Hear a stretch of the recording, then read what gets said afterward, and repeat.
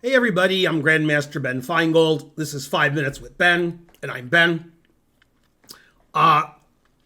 So I'm making a lot of 5 Minutes with Ben today because I'm going to be in Vegas from Tuesday until Sunday. I get back early Monday morning on the red eye. So the next time I make 5 Minutes with Ben will be Monday or Tuesday of next week. Anyway, yesterday for me, probably 2 days ago for you, there was a game between world champion Gukesh and the world's highest rated player, Magnus Carlsen.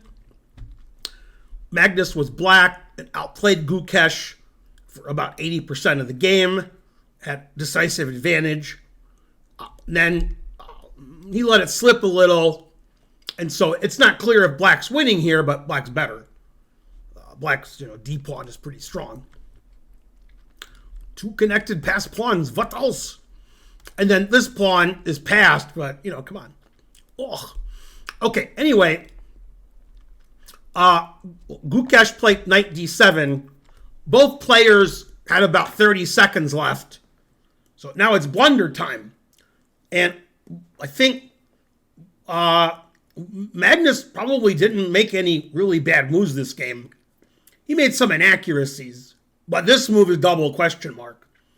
The engine says that black should play rook e8 because the rook's hanging, the pawn's hanging. So that makes sense. Okay, but Magnus miscalculated, which is easy to do when you have 30 seconds on your clock, and he played knight e2 check. Magnus calculated rook takes check, knight takes d4, and I assume Magnus thought the knight couldn't stop the pawn. So Magnus was probably expecting Gukesh to put it in h, and then both sides queen, but black queen's first, white's king is misplaced. So here, black can draw by taking the pawn with check. Magnus is actually winning. Queen check, king has to put it in h, then we check and win the queen. I assume when Magnus played knight e2 check, that's what he expected, and then he's winning. Okay, unfortunately for Magnus, there's two ways for white to win by moving the knight back. What white wants to do, which doesn't look obvious here, is play knight e4, attacking the d pawn on d2. Then when black queens, knight check, forks the king and queen, and then white wins easily. White actually has two ways to do this, and I guess Magnus just missed the knight coming back. So the way to get to the e4 square is via c5. So either move wins. Play knight e6. Okay, now white wants to queen. So black played d3. Knight to c5. Now Magnus realized after d2, knight e4 wins. And black can play sort of cutesy and promote to a knight. Because if you promote to a knight, then knight here check doesn't win the queen. But if black promotes to a knight, white just queens the h-pawn. Black knight can't really get back. Also, I can queen the b-pawn. White's knight is stopping black's pass pawn. Okay, so Magnus realized d2 loses. So Magnus played king e3. Now Magnus is threatening d2, and there is no knight e4. And in this position, with seconds on his clock, Gukesh found the only winning move.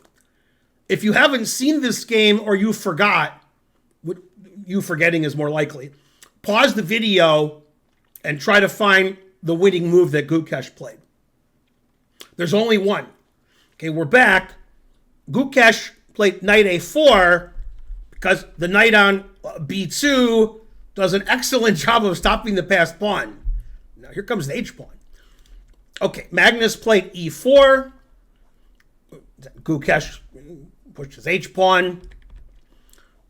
Now, Magnus realized he can't queen the d-pawn because the knight's coming back. So he said, I got an idea.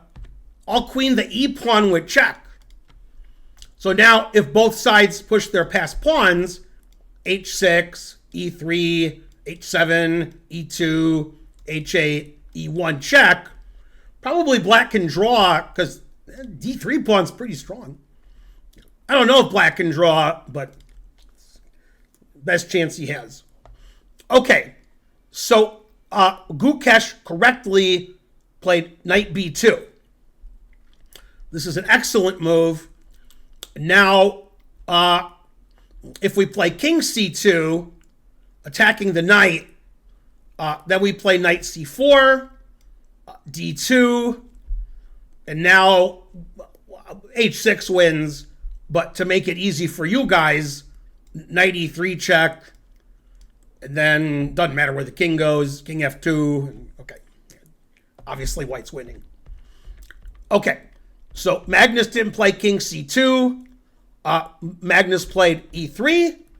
Magnus is like, I'm queening my pawn. Look at me. Go Magnus. Gukesh played knight c4 check. Now the king has a lot of squares to move to, but only one of them defends the pawn. You know, king c3, knight takes e3. That's it. So he has to play king e2. And then Gukesh played a really nice move here, forcing Magnus into a rage. King f4. And now white can pre-move, if you can do that over the board. Knight takes e3. Well, now it's over. And this was a famous thing that happened. Thing is the right word. In this position, before resigning, Magnus banged the table in frustration hard enough to make some of the pieces fall over. Then Magnus resigned. And then Gukesh went for a little walk, like, I can't believe I won this game. I was losing the whole game, and I've never beaten Magnus, and so forth.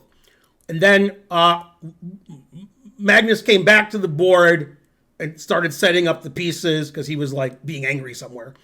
And then he patted Gukesh on the back. Then he walked away. On the internets, like, a good percentage of people said, this is terrible behavior from Magnus, banging the table and scaring Gukesh, and Magnus should be thrown out of the tournament, and, you know, what's wrong with Magnus, you know, what a crybaby, etc. And then when they interviewed Gukesh after the game, Gukesh said, I've banged enough tables in my life. Yeah, people get frustrated. And as I've said on my stream many times, even if you're the best player in the world, you lose all your games. Man, the truth hurts. Currently, as I'm speaking, but not as you're watching. As you're watching, it's different. Caruana's in first, Gukesh is in second, and Magnus is in third. So if any of those players wins their last two games, they'll win the tournament. Any of those three players can still win the tournament. I'm Grandmaster Ben Feingold. That's 5 Minutes with Ben. That's the world champion against the highest rated player in the world. And it was super exciting, although Magnus might not agree. Please like and subscribe and leave a comment, and I'll see you guys next time. Bye.